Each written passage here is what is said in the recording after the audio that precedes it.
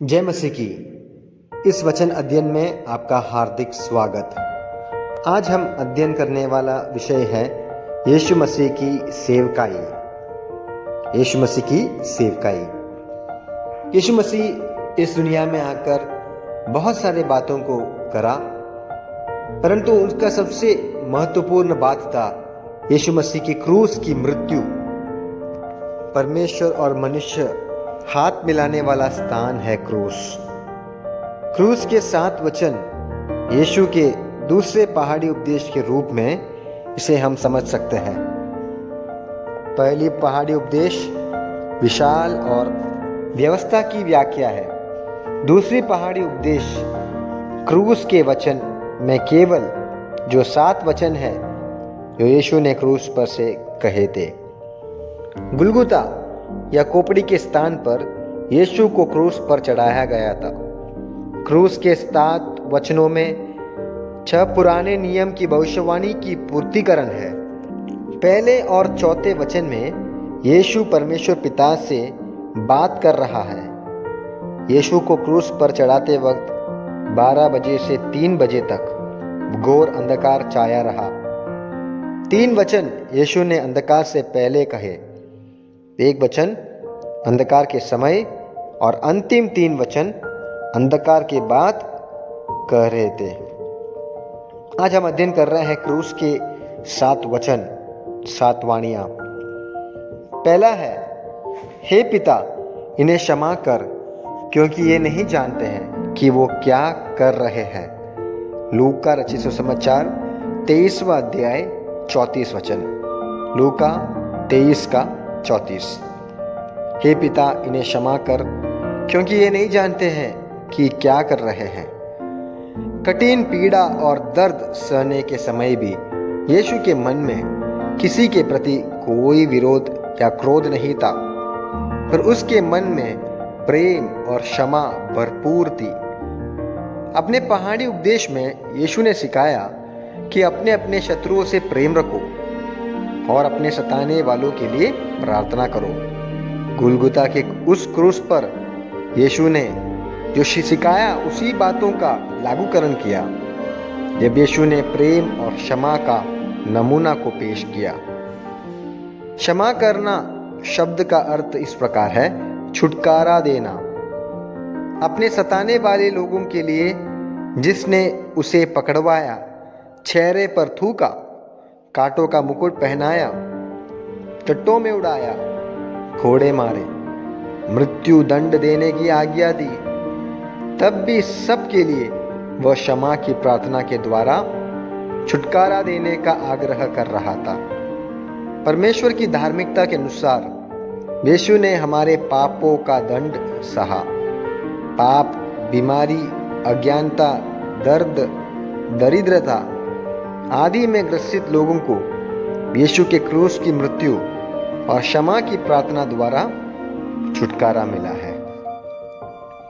अगला कथन है लूका 23 का 43वां वचन, मैं तुझसे सच कहता हूं कि आज ही तू मेरे साथ स्वर्गलोक में होंगे। लूका 23 का 43वां वचन। फारसी भाषा में स्वर्गलोक का अर्थ है राजकीय बगीचा। क्रूस के चोर को राजा के साथ राजकीय बगीचे में टहलने का सौभाग्य यीशु ने वायदा किया। उस डाकू के टट्टे हुए हृदय को, शोकित मन को यीशु ने देखा और उसके पश्चाताप को भी यीशु ने पहचाना। अपनी मृत्यु को डाकू ने स्वीकार किया, क्योंकि उसकी मृत्यु उसके पाप का परिणाम था। यीशु के बारे में उसने अंगीकार किया कि यीशु निर्दोष है और दूसरों के पापों के लिए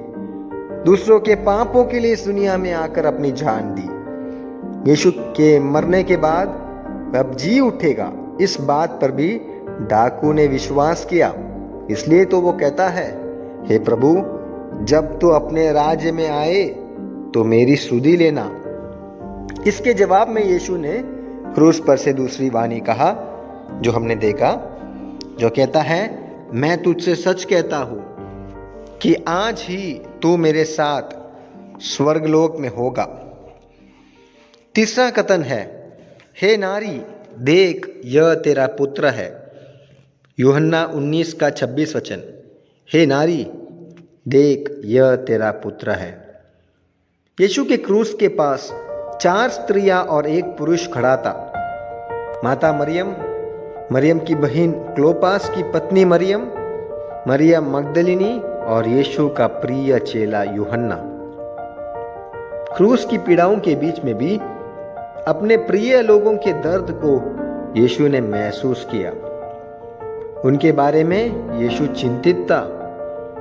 यीशु के अपने भाई बहन थे। मरकुस 3 अध्याय 31 और 32 वचन में हम देखते हैं। परंतु मरियम की जिम्मेदारी एक पराये पुत्र को यीशु ने दी। इसके कई कारण हम समझ सकते हैं। एक कारण यह हो सकता है कि यीशु ने अपने भाई उस पर विश्वास नहीं करते थे। मरियम विश्वास करने वाली एक महिला थी। इस प्रकार यीशु ने मरियम के विश्वास को बढ़ाने के लिए उसके घर से अधिक यूहन्ना के घर को उचित समझा होगा।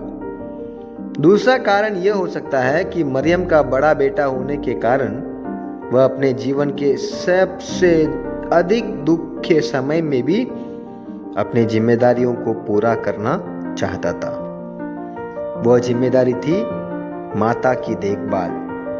यह हमें इस बात को भी सिखाता है कि मनुष्य का रिश्ता मात्र लहू का रिश्ता नहीं, परंतु परमेश्वर के प्रेम में आधारित रिश्ता होना चाहिए।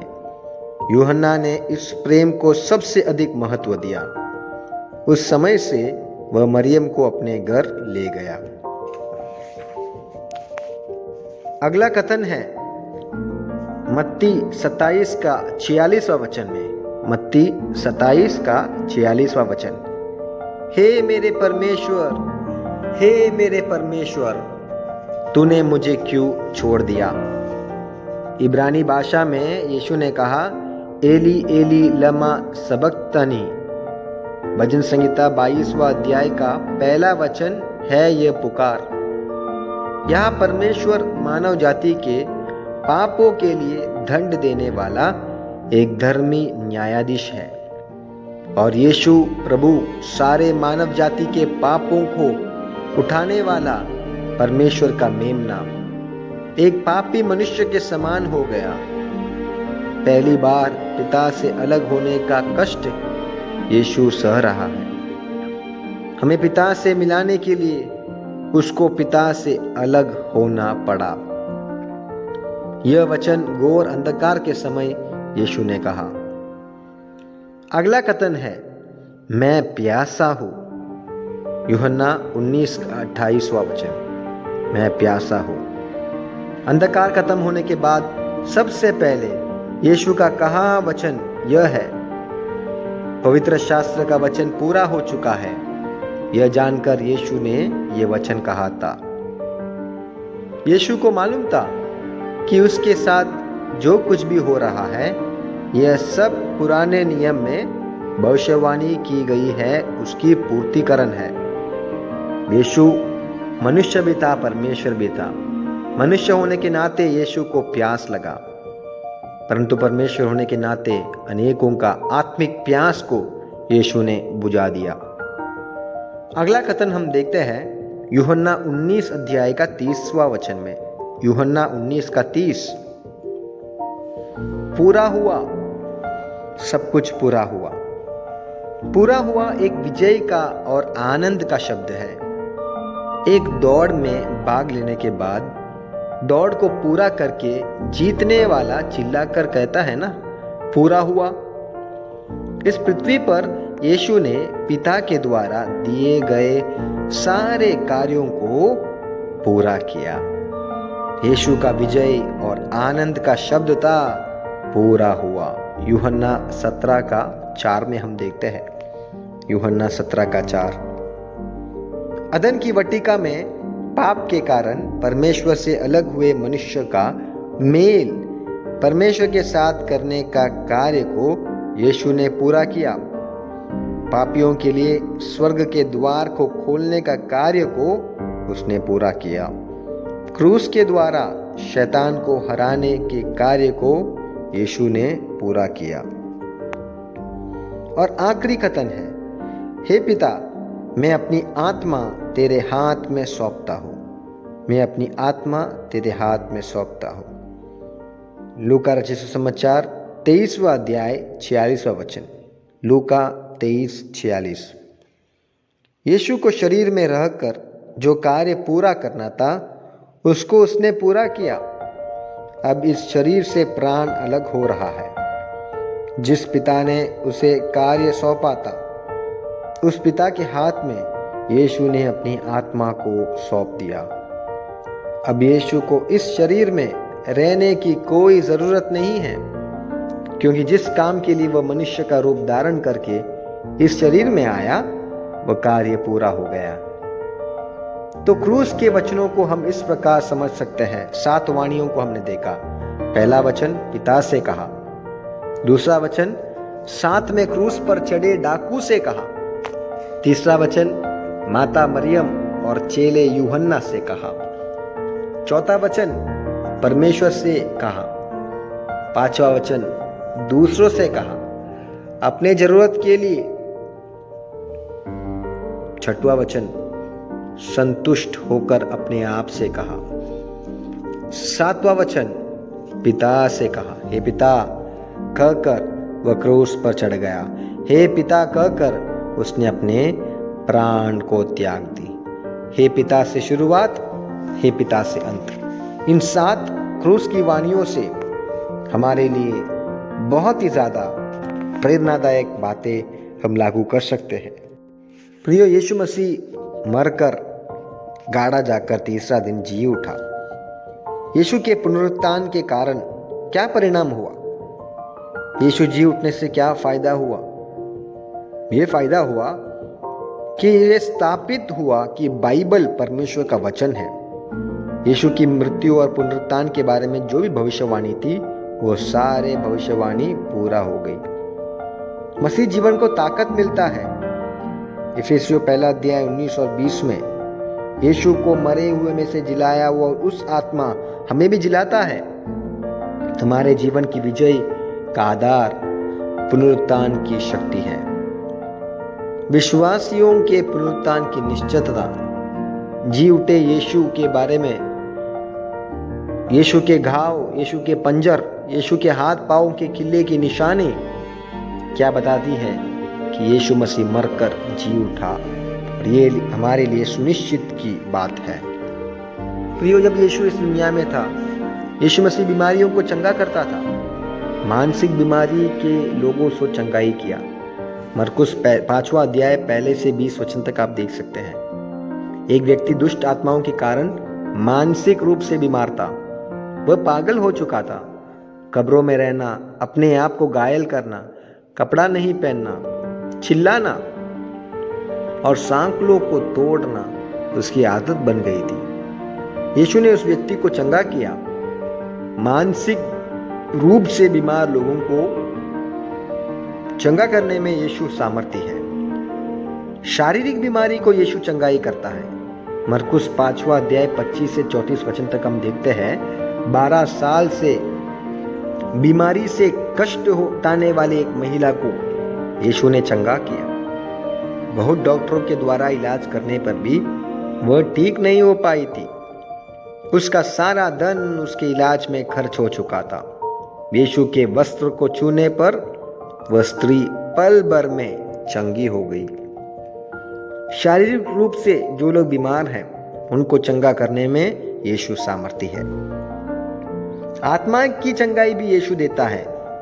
मरकुस 5वां अध्याय 21 से 24 और 35 से 43वां वचन तक हम देखते हैं।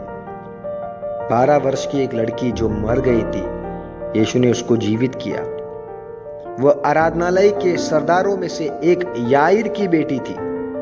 वह लड़का बीमारी के कारण मरने पर थी। उसके पिता यीशु के पास उसको चंगा करने का निवेदन लेकर आए। यीशु उस पिता के साथ उसके घर को जा रहा था। मार्ग में ही लोगों ने उसको समाचार दिया कि लड़की मर गई, परंतु यीशु ने उस लड़की के घर जाकर उसकी आत्मा को वापस उसमें कर दिया और वह लड़की जीवित हो गई। यीशु ने बीमारियों को क्यों चंगा किया? भविष्यवाणी को पूरा करने के लिए।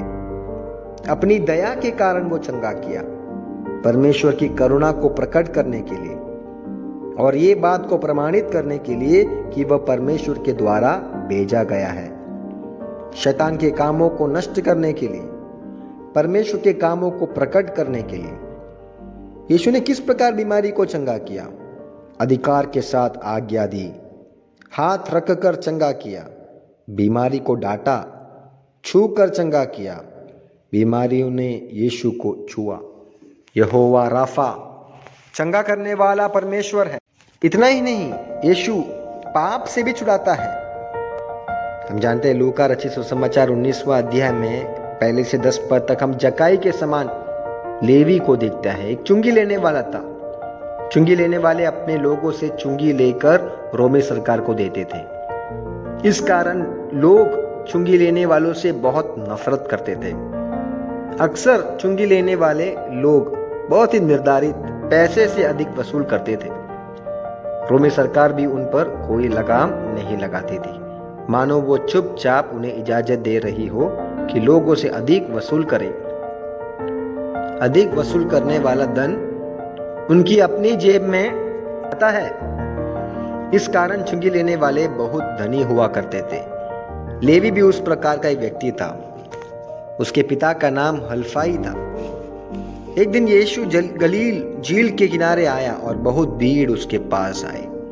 वो वहां पर उन्हें उपदेश देने लगा। जब यीशु उपदेश दे रहा था तब लेवी यीशु के उपदेश को बहुत ध्यान से सुन रहे थे। इससे पहले भी किसी ने उससे यीशु के बारे में सुना था। यीशु बीमारों को चंगा करता है, कोढ़ियों को शुद्ध करता है, मरे हुओं को जिंदा करता है। यह सब सुनकर लेवी ने भी सोचा था कि एक दिन वह यीशु से मिलेगा। अब यीशु उसके सामने खड़ा है और उपदेश दे रहा है। यीशु का उपदेश सुनकर उसको बहुत अच्छा लगा। उसके मन में परमेश्वर बातें कर रहा था और परमेश्वर के प्रेम से उसका हृदय भर गया। क्या यीशु मुझे भी अपना चेला बनाएगा? मैं तो एक पापी हूं। यह सोचकर वह अपनी चुंगी की चौकी पर जाकर बैठ गया। उपदेश खत्म होने के बाद यीशु वापस जाने लगा और भीड़ उसके साथ साथ जा रही थी। जाते हुए यीशु ने लेवी को चुंगी की चौकी पर बैठा देखा। यीशु ने लेवी से कहा, मेरे पीछे हो ले। लेवी आनंद से उछलने लगे। उसी समय लेवी ने चुंगी की चौकी को छोड़ा और यीशु के पीछे हो गया। लेवी ने अपने घर में यीशु के लिए एक बड़े बोझ को आयोजित किया। चुंगी लेने वाले से कोई प्यार नहीं करता था, लेकिन अब यीशु ने लेवी से प्यार किया और उसके घर जाने के लिए तैयार हो गया।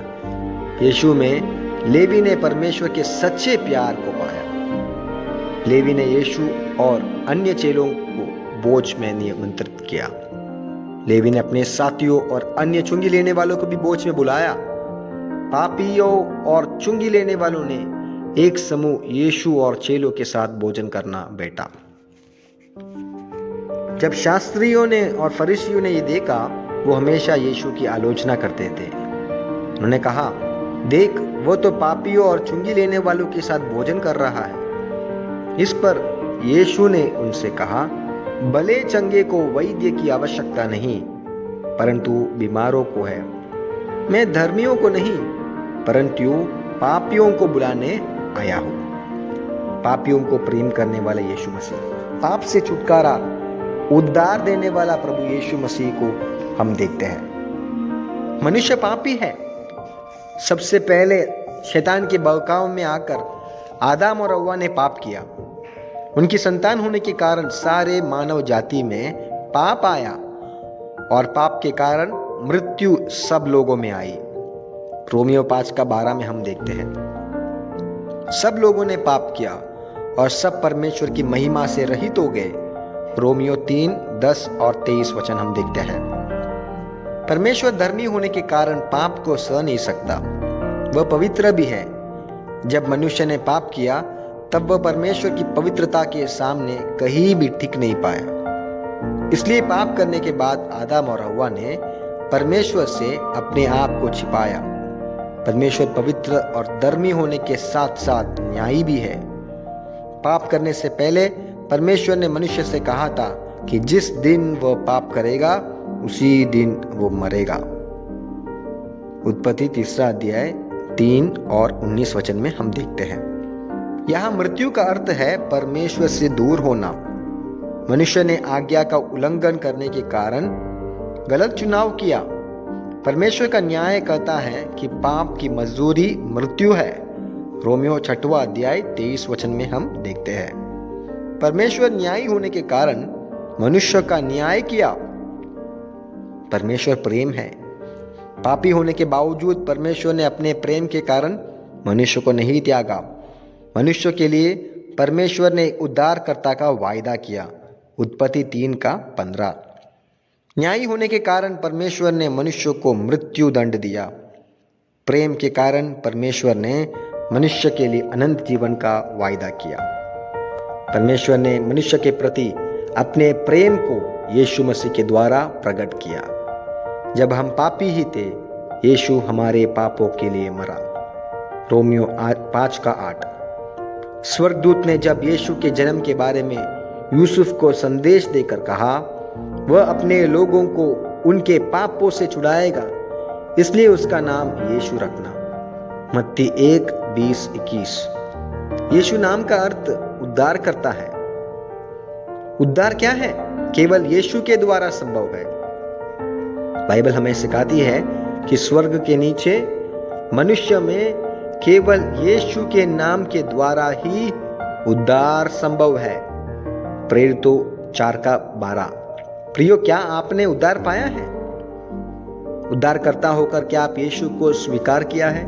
क्या आप विश्वास करते हो कि यीशु आपके पापों के लिए क्रूस पर मरा, गाड़ा गया, तीसरा दिन जी उठा? जब हम यीशु मसीह ने हमारे लिए किए हुए उस उद्धार पर विश्वास करते हैं, तब हम अनंत जीवन का वारिस बनते हैं। हमारे कामों से नहीं, परंतु परमेश्वर के काम के द्वारा।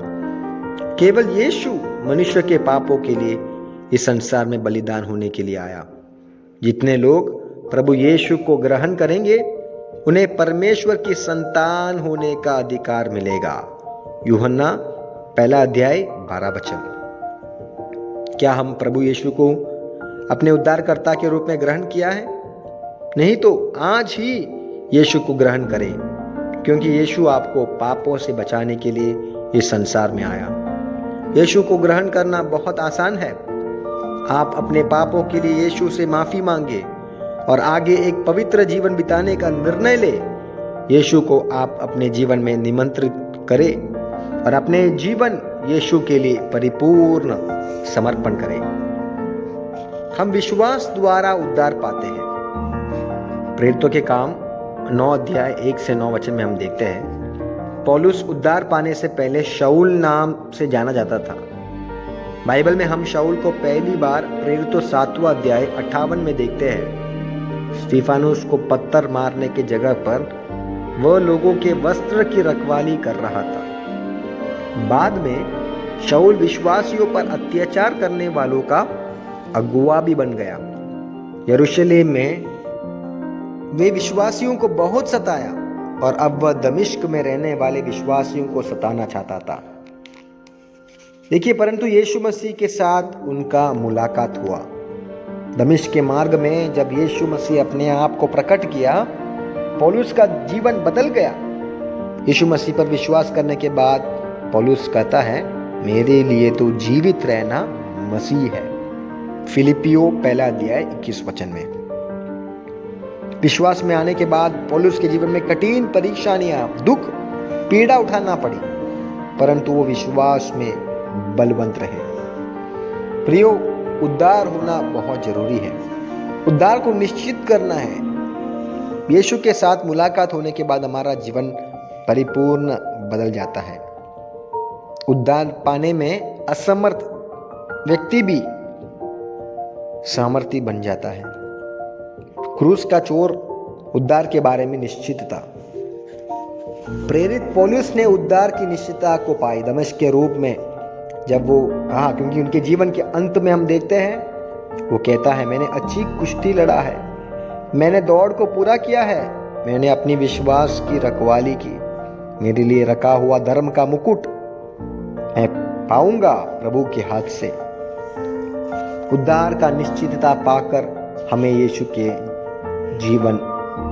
लिए जीवन समर्पित करना है। यीशु की समानता में बढ़ना है। उद्धार पाकर समाप्त नहीं होना है, यीशु के समानता में हमें बढ़ना है, यीशु के जैसा बनना है। ये हमारा जीवन का लक्ष्य है।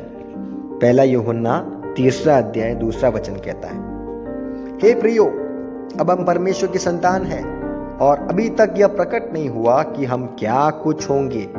इतना जानते हैं कि जब वो प्रकट होगा तो हम उसकी समान होंगे, क्योंकि उसको वैसे ही देखेंगे जैसा वह है। पहला यूहन्ना 3:2। हमारा मसीह जीवन एक दिन की एक घटना नहीं, परंतु जीवन भर चलने वाला एक प्रक्रिया है। परमेश्वर चाहता है कि हम प्रतिदिन इस प्रक्रिया के द्वारा यीशु जैसे बनते जाए। हम बपतिस्मा लेते हैं तब यीशु के समानता में होते हैं। रोमियो 6:3-11 में हम देखते हैं बपतिस्मा परमेश्वर की आज्ञा है। जब हम बपतिस्मा लेते हैं तब हम यीशु के समानता में उसके साथ जुड़ जाते हैं। किन किन बातों में यीशु की समानता में जुड़ना है? मृत्यु की समानता में होना है। जिस प्रकार यीशु हमारे पापों के लिए क्रूस पर मरा है, उसी प्रकार हम भी अपने पापों के लिए मरना है। रोमियो 12:1-2 कहता है, क्या है इसका मतलब? परमेश्वर के लिए जीवन संपूर्ण और संसार के सदृश नहीं बनना। गाड़े जाने की समानता में होने का मतलब क्या है? हम भी जब पाप के लिए मरते हैं, उसके बाद बपतिस्मा द्वारा पानी के कब्र में चले जाते हैं। हमारे स्वयं जीवन को गाड़ना आवश्यक है। पुनरुत्थान की समानता में होना है। कब्र से यीशु जी उठा। बपतिस्मा लेकर पानी से हम एक नए जीवन के लिए बाहर आते हैं। जिस प्रकार यीशु का शरीर पुराना नहीं रहा, उस प्रकार हम भी पुराने नहीं रहे। एक नए जीवन की चाल हमें चलनी है। यीशु के विजय की समानता में होना है। एक विजयी जीवन जीना हमारे लिए बहुत आवश्यक है। आगे हम पाप के दास नहीं बनना है। रोमियो 6 अध्याय 12-14 वचन तक हम देखते हैं। यीशु के कष्टों की समानता में बढ़ना है। हमें निराश नहीं होना है, परंतु परमेश्वर की महिमा करते हुए जीवन बिताना है। मसीह के दुखों में हमें सहभागी होना है। मसीह के लिए दुख उठाना होगा। मसीह होने के कारण दुख पाए तो भी लज्जित ना हो। यीशु के समान पुत्र के रूप में हम भी आज्ञा मानना सीख लें। कष्टों के द्वारा हम सिद्ध बन जाते हैं। यीशु ने इस संसार में एक पवित्र जीवन बिताया। हम भी यीशु के समान पवित्र जीवन बिताए। पहला यूहन्ना 3:3 में लिखा है, प्रियो, एक विजयी जयवंत जीवन जीना परमेश्वर हमसे चाहता है। विश्वास करने वालों के अंदर से जीवन की जल की नदियां बहेगी, वचन कहता है। यीशु हम क्यों आया? जीवन देने और बहुतायत से जीने के लिए। हम पाप के अधीन नहीं हैं। हम हमेशा जय के उत्सव से चलते हैं। परमेश्वर हमें परिपूर्ण विजय देता है। जयवन मसीह जीवन कैसा प्राप्त करेंगे हम? जयवन मसीह जीवन जीना कहते हैं, किस प्रकार इसको हम प्राप्त करेंगे? परमेश्वर से जन्म लेने के द्वारा। परमेश्वर से जन्म लेने के द्वारा, नया जन्म लेने के द्वारा हम जयवंत हो सकते हैं। पहला यूहन्ना 5:4। विश्वास के द्वारा हम जयवंत मसीह जीवन जी सकते हैं। गलातियों 3:11 में कहता है, धर्मी जन विश्वास से जीवित रहेगा। यीशु के समानता में हो जाने से। रोमियो 6:3-14। यीशु के समानता में होने से। समर्पण के द्वारा। रोमियो 6:13। समर्पण के द्वारा हमारे शरीर के अंगों को परमेश्वर के लिए समर्पण करें। अभिलाषाओं को क्रूस पर चढ़ाने के द्वारा, हमारे सांसारिक शारीरिक अभिलाषाओं को क्रूस पर चढ़ाने से। गलातियों 2:20 में कहता है, हम अपने लिए ना ही जिए परंतु परमेश्वर के लिए जिए। और सही चुनाव करने के द्वारा। हमारे लिए एक चुनाव है। जीवन में जब भी चुनाव करने का मौका आए तो परमेश्वर के पक्ष में ही हमें चुनना है।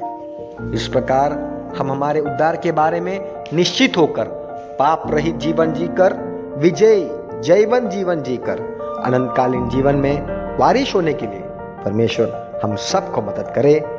आमीन।